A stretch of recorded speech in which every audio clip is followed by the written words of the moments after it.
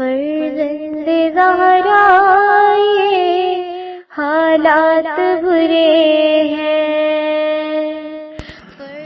کاشانۂ بصیرت ایک ایسا مکمل یوٹیوب چینل جس پر محروم بصارت کے لیے بالخصوص اور تمام افراد کے لیے بالعموم سینکڑوں کی تعداد میں اسلامی کتب دستیاب ہیں۔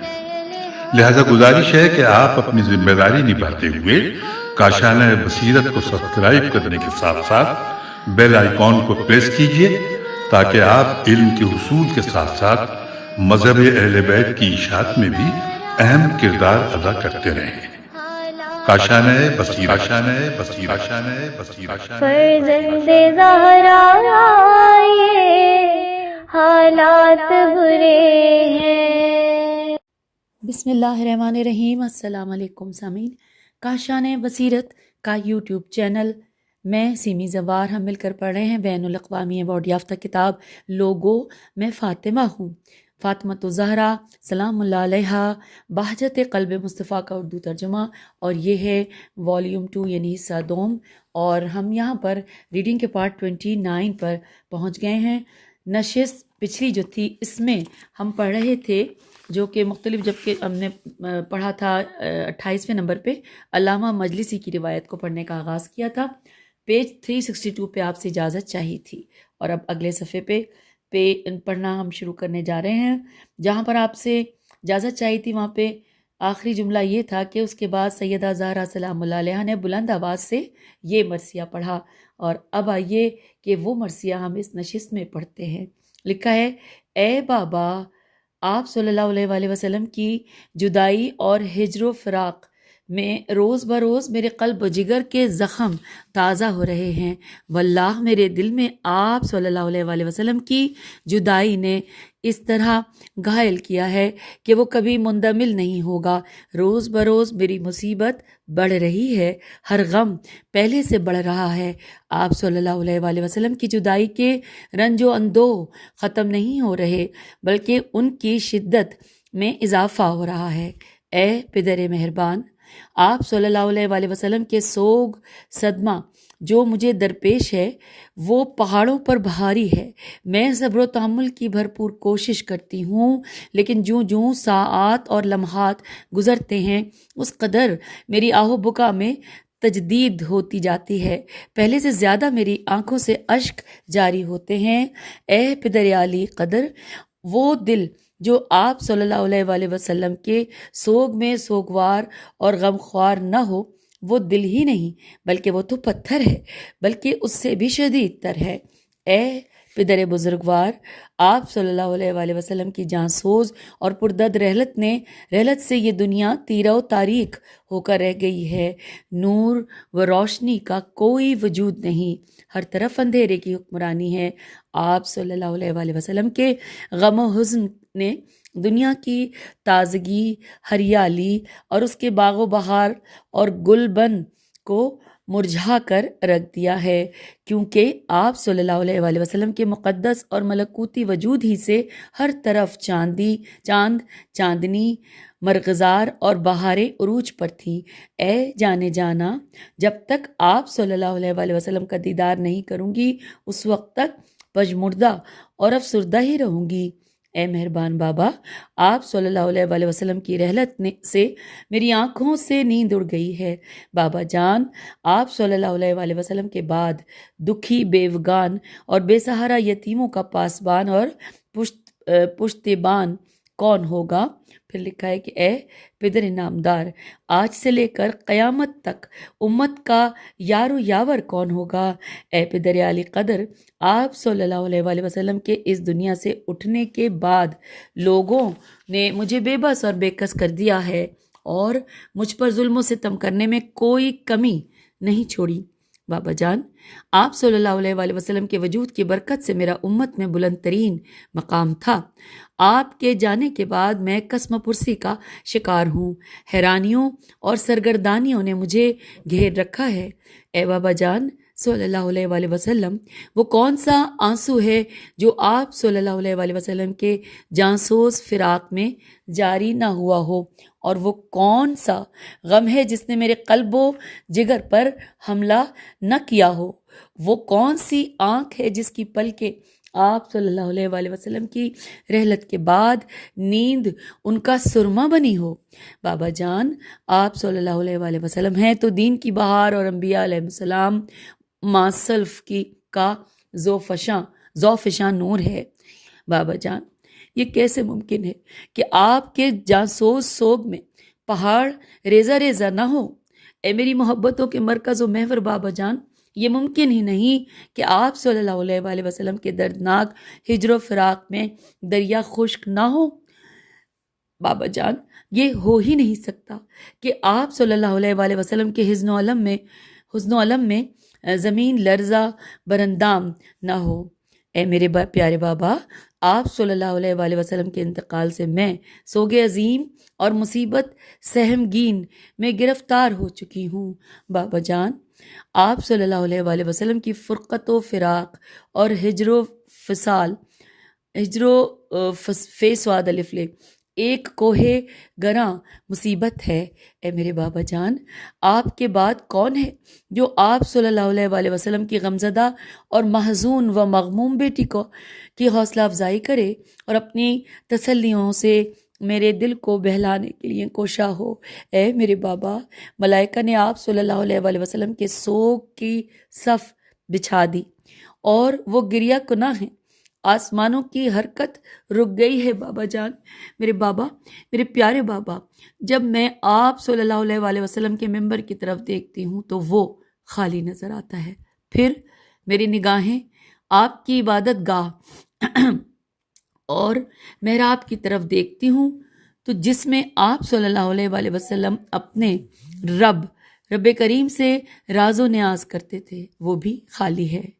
ہائے بابا، ہماری قسمت، لیکن آپ صلی اللہ علیہ وآلہ وسلم کی تربت اور آرام گاہ آپ کے مقدس جسم کی وجہ سے شادمان ہے، اور بہشت خداوندی میں آپ صلی اللہ علیہ وآلہ وسلم کی مناجات اور نماز سے بے پناہ عشق رکھتی ہے، اور وہ آپ صلی اللہ علیہ وآلہ وسلم کی مشتاق ہے۔ اے میرے پیارے بابا، آپ کی مجالس و محافل لپیٹ دی گئی ہیں، میں آپ کے سوگ و فراق میں درد و اندوہ میں ہوں۔ یہ میرے مصائب اس وقت ختم ہوں گے جب میں آپ کے حضور پہنچوں گی۔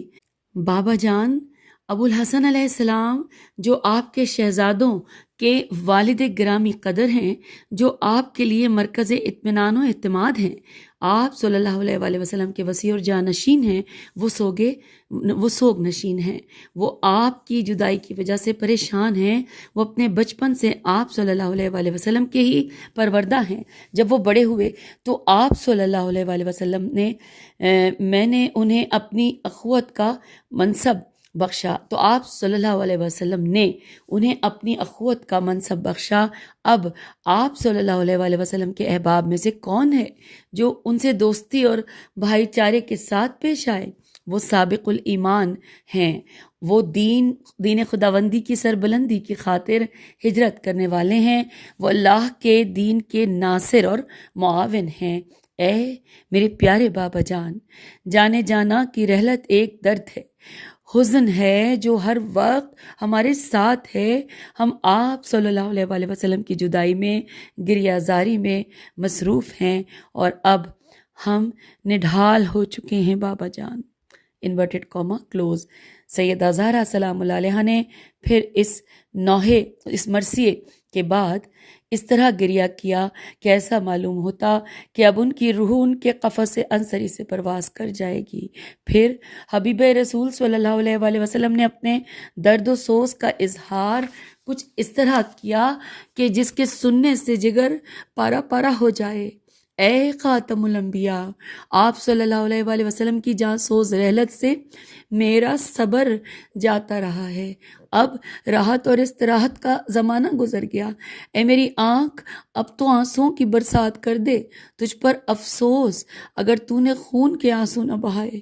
جی ہاں، اے اللہ کے رسول صلی اللہ علیہ وآلہ وسلم، اے صاحب عزت و عظمت، اے اللہ کے بہتر و برتر انسان، یتیموں اور بے نواؤں کے ملجا و ماوا، آپ صلی اللہ علیہ وآلہ وسلم کے سوگ میں صحرا، بیابان، جنگل، پہاڑ، چرند اور پرند سبھی حیوانات نے گریہ کیا، زمین و آسمان، افق اور آفاق نے اپنے انداز میں آنسو بہائے۔ میرے بابا صلی اللہ علیہ وآلہ وسلم، آپ تو کائنات کے سید و سالار ہیں، رکن ہے یا مقام، مشعر ہے یا ہجون، سبھی نے آپ صلی اللہ علیہ وآلہ وسلم پر گریہ کیا۔ وادی بطحا نے اپنے تمام موجودات کے ساتھ آپ کی یاد میں آنسو بہائے ہیں بابا جان۔ وہ محراب، وہ ممبر جن پر آپ صلی اللہ علیہ وآلہ وسلم صبح و شام جلوہ افروز ہوتے تھے، قرآن پڑھتے تھے، واعظ و نصیحت کرتے، انہوں نے آپ کے حضور اپنے آنسوؤں کا نذرانہ پیش کیا۔ وہ دین اسلام جس کی تعلیم آپ صلی اللہ علیہ وآلہ وسلم نے دی تھی، وہ جو انسان دوست تھا وہ تنہا رہ گیا ہے، اسے غربت نے گھیر لیا ہے، اس نے بھی آپ صلی اللہ علیہ وآلہ وسلم کی رحلت پر سوگ فرمایا ہے۔ اے میرے بابا جان، اے کاش آج میں آپ صلی اللہ علیہ وآلہ وسلم کو اس ممبر پر جلوہ افروز دیکھتی۔ یہ وہی منصب ہے کہ جس پر آپ بلند ہو کر حکمت و دانش کی بارش برساتے تھے۔ آپ صلی اللہ علیہ وآلہ وسلم کے نور سے مسجد کا ماحول و معاشرہ ذوفشاں ہوتا تھا، اب ظلمت اور تاریکی نے اسے اپنی لپیٹ میں لے رکھا ہے۔ بابا جان، خدایا مجھے جلد اس دنیا سے اٹھا لے، میں اب اس زندگی سے بیزار ہو چکی ہوں۔ Inverted comma close. حضرت فضہ رضی اللہ نے کہا کہ اس کے بعد دختر رسول صلی اللہ علیہ وآلہ وسلم اپنے خانہ اقدس کی طرف روانہ ہو گئیں۔ جب گھر آئیں تو پھر وہی رونا اور آہو فریاد سے کام تھا۔ صبح ہوتی یا شام، دن ہوتا یا رات، سیدہ سلام اللہ علیہا اپنے مہربان بابا کی یاد میں غرق ہی رہتی اور آنسوؤں کی بارش ہوتی۔ اب یہاں پر ایک ہیڈنگ آ گئی ہے صفحہ 367 پر کہ مدینے والوں کی درخواست۔ لکھا ہے مدینہ طیبہ کے بڑے بوڑھے بارگاہ امامت حضرت امام علی علیہ السلام میں آئے اور انہوں نے کہا، اے ابو الحسن علیہ السلام، رسول اسلام صلی اللہ علیہ وآلہ وسلم کی دختر دن رات روتی رہتی ہیں۔ ہمارا کوئی فرد رات کو سو سکتا ہے اور نہ دن کو۔ رات کے وقت ہم سوتے ہیں، دن میں رزق اور روزی تلاش کرتے ہیں۔ ان کے مسلسل رونے نے ہماری معاشرتی زندگی کو متاثر کر دیا ہے۔ ہمارا سوال ہے کہ بطول معظمہ سلام اللہ علیہ رات کو روئیں یا دن کو، تاکہ ہم اپنا نظام زندگی ترتیب دے سکیں۔ لکھا ہے حضرت امام علی علیہ السلام نے فرمایا، شکریہ قبول ہے۔ امام علیہ السلام گھر تشریف لائے تو خاتون جنت کو روتے ہوئے پایا۔ امام علیہ السلام نے جب انہیں سکون میں دیکھا تو فرمایا کہ رسول اسلام صلی اللہ علیہ وآلہ وسلم کی شہزادی ابھی مدینہ منورہ کے کچھ اشراف میرے پاس آئے اور انہوں نے کہا کہ نبی رحمت صلی اللہ علیہ وآلہ وسلم کی دختر اپنے بابا کو رات کو روئیں یا پھر دن کو۔ صدیقہ طاہرہ سلام اللہ علیہ نے فرمایا کہ اے ابو الحسن، یہ میرے بس کی بات نہیں کہ میں رات کو روؤں یا دن کو۔ اپنے بابا کے سوگ میں رونا میرے بس کا معاملہ ہی نہیں ہے۔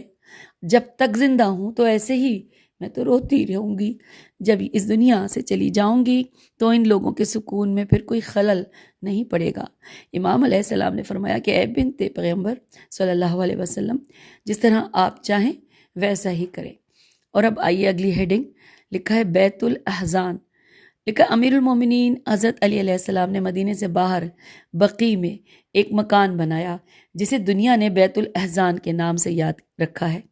جب صبح ہوتی تو بجائے رسول صلی اللہ علیہ وسلم اپنے دونوں فرزندوں حسنین کریمین علیہ السلام کو اپنے ساتھ لے کر گھر سے باہر آتی اور بیت الاحزان کا رخ کرتی، سارا دن قبروں کے درمیان بیٹھ کر گریہ و آہزاری میں مصروف رہتی۔ جب رات ہوتی تو امام علی علیہ السلام بیت الاحزان آتے اور سیدہ زہرا سلام اللہ علیہا کو گھر لے جاتے۔ حبیب رسول صلی اللہ علیہ وآلہ وسلم برابر روتی ہی رہتی۔ لکھا ہے مخدومہ کونین سلام اللہ علیہ نے اپنے والد ماجد رسول اللہ صلی اللہ علیہ وآلہ وسلم کی رحلت کے بعد 27 دن بیت الاحزان میں روتے ہوئے گزارے۔ اس دوران آپ سلام اللہ علیہ اس قدر کمزور اور ناتواں ہو چکی تھی کہ ایک قدم نہ چل سکتی تھی۔ بطول معظمہ صلی اللہ علیہ سلام اللہ علیہ 40 روز تک صاحب فراش رہیں۔ امیر المومنین امام علی علیہ السلام فریضہ ظہر کے بعد گھر واپس آ رہے تھے کہ راستے میں کنیزیں فریاد کرتے ہوئے آپ کو ملیں تو امام علیہ السلام نے ان کے چہروں کا رنگ متغیر دیکھ کر سوال کیا، خیر تو ہے؟ تم نے یہ کیسی حالت بنا رکھی ہے؟ کنیزوں نے عرض کیا، اے امیر المومنین علیہ السلام، ہماری مخدومہ سیدہ نساء العالمین سلام اللہ علیہ کی خبر لیں۔ یہ سن کر امیر المومنین علیہ السلام تیزی سے گھر کی طرف بڑھے، آ کر دیکھا تو سیدہ زہرا سلام اللہ علیہ حالت غش میں ہیں۔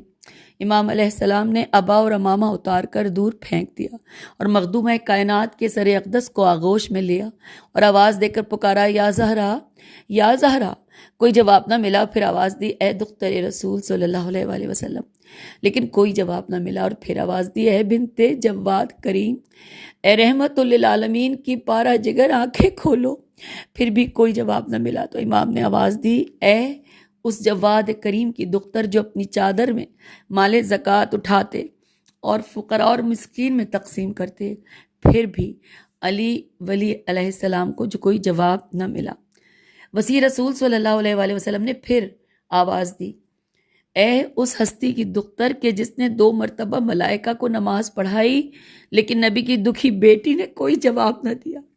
امام علیہ السلام نے دکھے دل سے کے ساتھ فرمایا، اے فاطمہ، مجھ سے بات کرو، میں علی ہوں، تمہارے چچا کا بیٹا۔ حضرت فضا کہتی ہیں کہ دختر نبی صلی اللہ علیہ وآلہ وسلم نے آنکھیں کھولی، امام علیہ السلام کے چہرے پر نظر پڑی تو رونے لگی، اتنا روئی کہ علی علیہ السلام رو پڑے۔ امام علیہ السلام نے فرمایا، یا زہرا، مجھ سے باتیں کرو، میں تمہیں پکار رہا ہوں۔ اب یہاں پہ لکھی اگلی ہیڈنگ کہ خاتون جنت سلام اللہ علیہ کی زندگی کے آخری لمحات، پیج 369۔ یا علی علیہ السلام، میں آپ سے چند باتیں کرنا چاہتی ہوں۔ میری زندگی کی دہلیز پر موت دستک دے رہی ہے، جس سے راہ فرار نہیں، جس سے چھٹکارا مشکل ہے۔ میرا یہ آخری وقت ہے۔ میں بخوبی جانتی ہوں کہ میرے بعد آپ کو زوجہ کی ضرورت پڑے گی۔ جب آپ علیہ السلام کسی خاتون سے شادی کریں تو 1 دن اور 1 رات اپنی زوجہ کے ساتھ بسر کریں اور 1 دن اور رات میرے بچوں کے ساتھ بسر کریں۔ میرے بعد وہ اپنی ماں کو تلاش کریں گے۔ جب انہیں ماں نہ ملے گی تو وہ پریشان ہوں گے۔ میری شہادت سے ان کے دل ٹوٹ جائیں گے۔ کل انہوں نے اپنے نانا جان کا صدمہ اٹھایا تھا اور آج وہ اپنی ماں سے محروم ہو جائیں گے۔ اس امت پر عذاب الہی نازل ہو کہ جو میرے بچوں کو قتل کرے اور ان سے دشمنی رکھے۔ اس کے بعد بی بی فاطمہ سلام اللہ علیہ نے فرمایا، اے کائنات کے بہتر و برتر ہادی، میری جدائی میں مجھے یاد کر کے رونا، اب آنسو بہاؤ کیونکہ جدائی کا دن آ پہنچا ہے۔ اے بطول کے رفیق حیات، میں آپ کو اپنی اولاد کے بارے میں وصیت کرتی ہوں، ان کا ہمیشہ خیال رکھنا، میرے ہجر و فراق میں رونا اور میرے یتیموں کے لیے رونا۔ ایسا نہ ہو کہ عراق کی سرزمین ہو اور وہاں انہیں شہید کر دیا جائے۔ تم ان سے جب جدا ہوں گے تو میرے یتیم حیران و پریشان ہو جائیں گے۔ اللہ کی قسم، آج جدائی کا دن ہے، میں تمہیں اللہ کے حوالے کرتی ہوں۔ جناب فضا کا بیان ہے کہ امیر المومنین امام علی علیہ السلام نے فرمایا، اے دختر رسول صلی اللہ علیہ وآلہ وسلم، یہ خبر آپ کو کہاں سے ملی ہے؟ اب تو وحی کا سلسلہ منقطع ہو چکا ہے۔ صدیقہ کبریٰ سلام اللہ علیہ نے فرمایا، اے ابو الحسن، میں تھوڑی دیر کے لیے سو گئی تھی، خواب میں مجھے بابا جان سفید موتیوں کے قصر میں تشریف فرما نظر آئے۔ جب آپ صلی اللہ علیہ وآلہ وسلم کی نگاہ مجھ پر پڑی تو آپ نے فرمایا، اے میری بیٹی، جلدی کرو، میں تمہاری ملاقات کے لیے مشتاق ہوں۔ میں نے ان کی خدمت میں عرض کیا، بابا جان، خدا کی قسم مجھے تو آپ سے زیادہ شوق ملاقات ہے۔ حضرت صلی اللہ علیہ وآلہ وسلم نے فرمایا، اے میری دختر، تم آج رات میرے پاس آ جاؤ گی۔ میرے بابا صادق ہیں، آپ اپنے عہد کے امین ہیں۔ جب آپ علیہ السلام میرے سرہانے سورہ یاسین کی تلاوت کریں گے تو سمجھ لینا کہ میں اپنے بابا جان کی خدمت میں پہنچ چکی ہوں۔ مجھے آپ علیہ السلام غسل دینا، میرے لباس کو میرے جسم سے الگ نہ کرنا، میں طاہرہ اور مطہرہ ہوں، اپنے قریبی عزیزوں کو اپنے ساتھ لینا اور مجھے رات کی تاریکی میں میرے مزار میں اتارنا۔ میرے حبیب اور اللہ کے رسول صلی اللہ علیہ وآلہ وسلم نے مجھے یہ بشارت دی ہے۔ امیر المومنین علی علیہ السلام نے فرمایا کہ اللہ کی قسم مخدومہ کونین طاہرہ تھی، مطہرہ تھی، میمونہ تھی، میں نے انہیں ان کے پیراہن میں ہی غسل دیا۔ رسول اسلام صلی اللہ علیہ وآلہ وسلم کے حنوط سے جو کافور بچا تھا اس سے سیدہ زہرا سلام اللہ علیہ کو حنوط کیا۔ جب میں نے انہیں آخری لباس پہنا دیا تو میں نے بچوں کو آواز دی، اے حسن، اے حسین علیہ السلام، اب اے ام کلثوم، اے زینب، آؤ اور اپنی مادر گرامی کی زیارت کر لو۔ یہ فضل و فراق کی گھڑی ہے، وصل و ملاقات پر پھر جنت میں ہوگی۔ حسن اور حسین علیہ السلام اپنی مادر مہربان کی طرف بڑھے۔ وہ دونوں بلند آواز کے ساتھ رو رہے تھے اور آواز دے رہے تھے، ابھی تو ہم نے نانا کی جدائی کا صدمہ اٹھایا ہے، ہمارے سینوں میں درد ہے جو ہمارے لیے ناقابل برداشت ہے۔ اے اماں جان، جب آپ کی ہمارے نانا جان سے ملاقات ہو تو ہمارے سلام دینا اور کہنا، اے نانا جان، ہم آپ کے بعد یتیم ہو گئے۔ امیر المومنین علی علیہ السلام کا بیان ہے کہ میں پروردگار عالم کو گواہ بنا کر کہتا ہوں، میں نے دیکھا کہ حضرت فاطمہ سلام اللہ علیہ رو رہی ہیں، اور اسی حال میں انہوں نے اپنے ہاتھ پھیلائے اور اپنے دونوں شہزادوں حسنین کریمین کو اپنے سینے سے لگایا۔ اس وقت ہاتف غیبی کی آواز آئی، اے ابو الحسن، اپنے شہزادوں کو ماں کے جنازے سے جدا کر دیں۔ خدا کی قسم، آسمانی ملائکہ کی صفوں میں کوہرام برپا ہے، وہاں حبیب کو اپنے محبوب کا شوق اور اشتیاق ہے۔ امام علیہ السلام کا بیان ہے کہ میں نے حسین علیہ السلام کو ماں کے جنازے سے جدا کیا اور تابوت پر چادر چڑھائی اور یہ اشعار پڑھے۔ یہاں پر ترجمہ ہی لکھا ہے، اے شہزادی رسول صلی اللہ علیہ وآلہ وسلم، تمہاری جدائی اور عظیم صدمہ ہے جو تمہاری جدائی وہ عظیم صدمہ ہے جو ناقابل برداشت ہے۔ یہ وہ مصیبت ہے کہ جس سے بڑھ کر کوئی مصیبت نہیں۔ میں افسوس اور حسرت کے ساتھ آہ و بکا میں مصروف رہوں گا۔ تمہارا فراق ایک ایسا درد ہے جس میں افاقہ نہیں ہے، میں نے چھٹکارا اور اس سے چھٹکارا ناممکن ہے۔ اے میری آنکھوں، جود و سخاوت سے کام لو اور اللہ کے لیے میری مدد کرو۔ اس صدمے پر اس طرح برسو جس طرح ساون کا بادل برستا ہے۔ جب تک زندگی کی سانسیں چلتی رہیں گی اس وقت تک یہ عزاداری اور سوگواری قائم رہے گی۔ میں زندگی بھر اپنی رفیق حیات کو روتا رہوں گا۔ Inverted comma close. حضرت امام علی علیہ السلام نے دکھی دل کے ساتھ خاتون جنت کا تابوت اٹھایا اور آپ کے بابا جان کے مزار اقدس پر لے گئے اور بلند آواز کے ساتھ رسول اسلام صلی اللہ علیہ وآلہ وسلم کو آواز دی، یا رسول اللہ میرا سلام، یا حبیب اللہ میرا سلام، یا نور اللہ میرا سلام۔ اے اللہ کے منتخب مختار نبی، میرا سلام میری جانب سے اور آپ کی دختر حضرت فاطمہ سلام اللہ علیہ کی جانب سے بھی درود و سلام۔ اس ہستی کی طرف سے سلام جو اپنی شہادت کے بعد آپ کی بارگاہ میں پہنچ رہی ہیں۔ آپ کی امانت اب آپ کے حوالے، آپ کی ودیعت آپ کے حضور۔ یا رسول اللہ، آپ ابھی آپ صلی اللہ علیہ وسلم کی جدائی کے زخم تازہ ہیں۔ آپ کی دختر کے فضل و فراق نے میرے قلب و جگر کو پارا پارا کر دیا ہے۔ جب سے آپ صلی اللہ علیہ وسلم کی ودیعت اور امانت مجھ سے جدا ہوئی ہے، مجھ پر درد و اندوہ کی وہ گھٹائیں چھا گئی ہیں کہ اب ہر طرف تاریکی ہی تاریکی ہے۔ راحت و استراحت کا نام نہیں، سکھ و چین کے زمانے چلے گئے، عزادار اور سوگوار ہوں۔ اب ہر طرف وسیع و عریض بنجر صحرا نظر آتے ہیں، کہیں مرغزاروں اور گلستان کا نام و نشان نہیں۔ اب زندگی کا لمحہ لمحہ حزن اور غم سے عبارت ہے۔ جب تک دم ہے تو غم ہی غم ہے۔ Inverted comma close. پھر آپ علیہ السلام نے اپنے خاندان کے لوگوں اور اپنے دوستوں کے ہمراہ سیدہ زہرا سلام اللہ علیہ کی نماز جنازہ پڑھی اور ان کی مدد کے ساتھ مخدوم کونین کو لحد میں اتارا، اور پھر خاتون جنت سے خطاب کیا کہ میں اب دیکھ رہا ہوں کہ اس دنیا کی تمام بیماریوں نے مجھے گھیر لیا ہے، جس کی وجہ سے میں علیل ہو چکا ہوں۔ اس دنیا میں اگر دو دوست آپس میں جمع ہوتے ہیں تو پھر انہوں نے ایک دن ایک دوسرے سے جدا ہونا ہی ہے۔ میں یوں کہہ سکتا ہوں کہ اب میں نے تمہارے پاس بہت کم ٹھہرنا ہے۔ حضرت احمد مرسل صلی اللہ علیہ وآلہ وسلم کی رحلت کے بعد آپ کی شہزادی کا مجھ سے جدا ہونا اس امر کی دلیل ہے کہ کوئی خلیل اپنے خلیل کے ساتھ ہمیشہ ہمیشہ نہیں رہ سکتا۔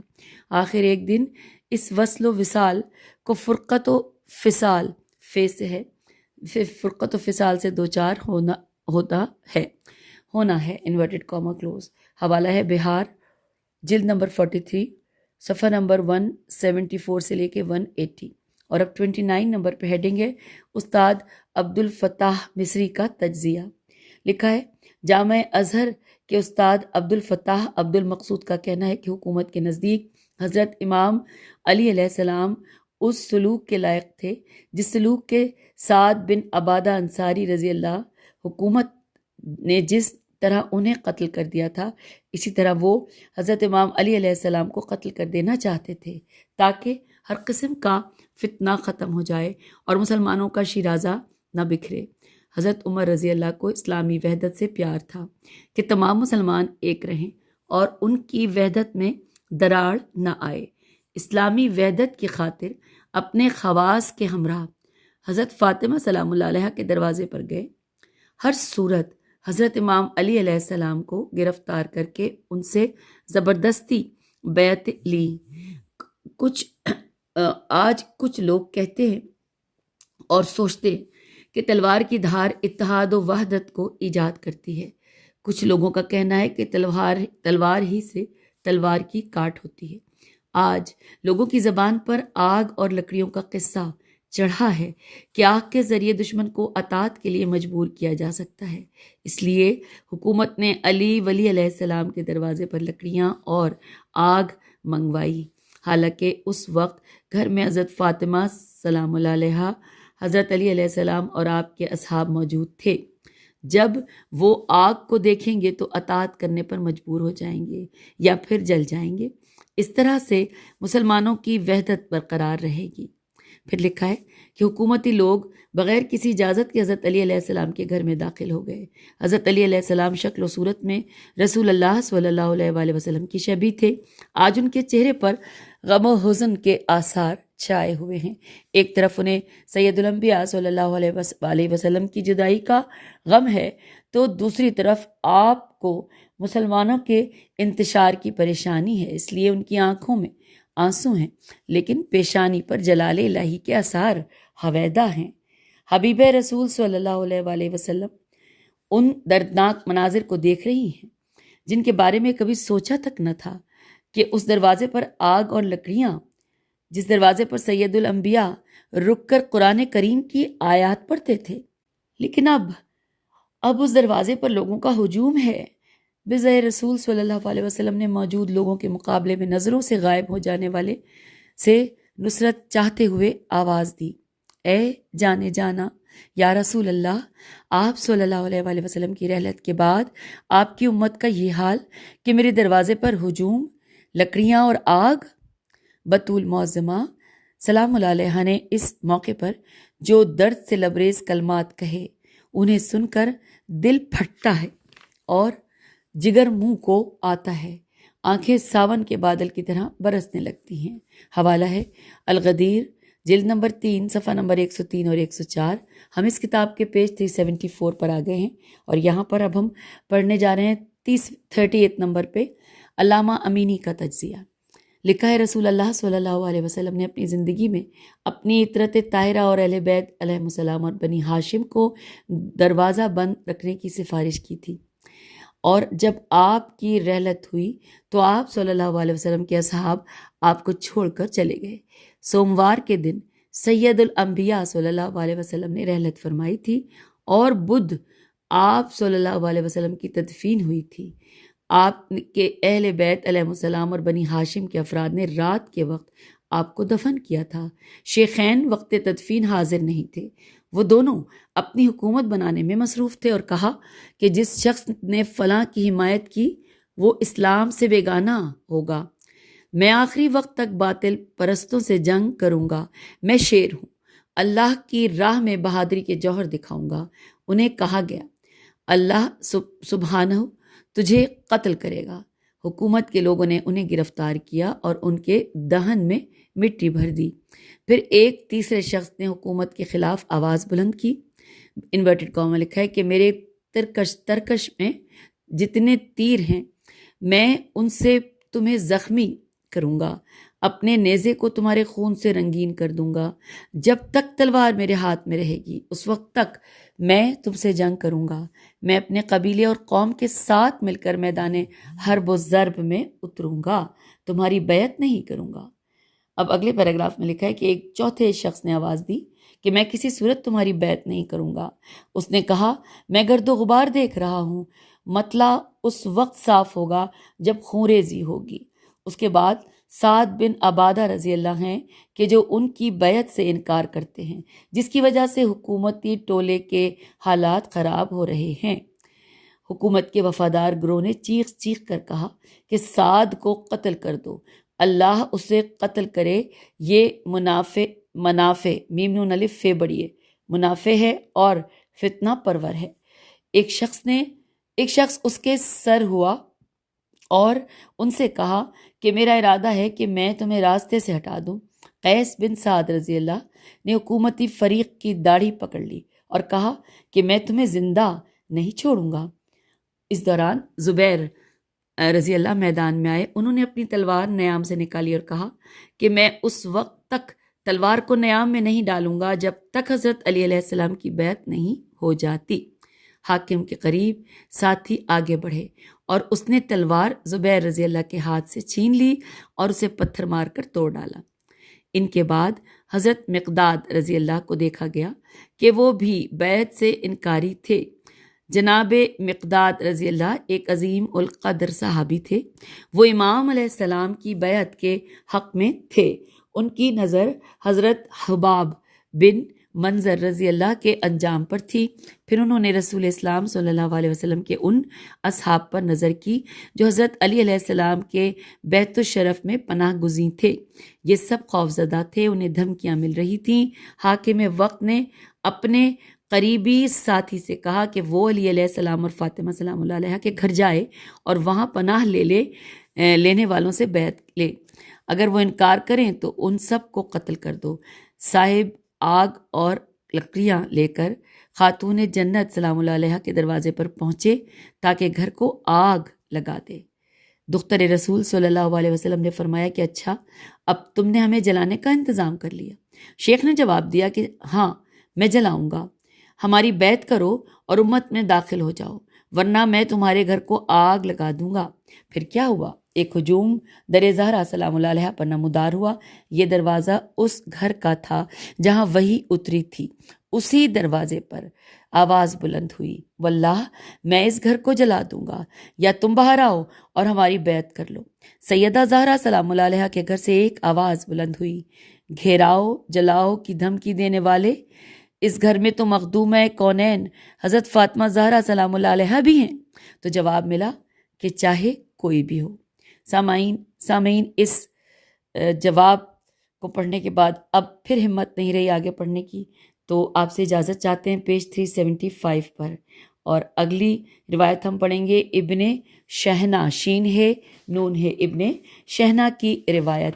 آئیے اب اس نشست سے اجازت، خدا حافظ، فی امان اللہ۔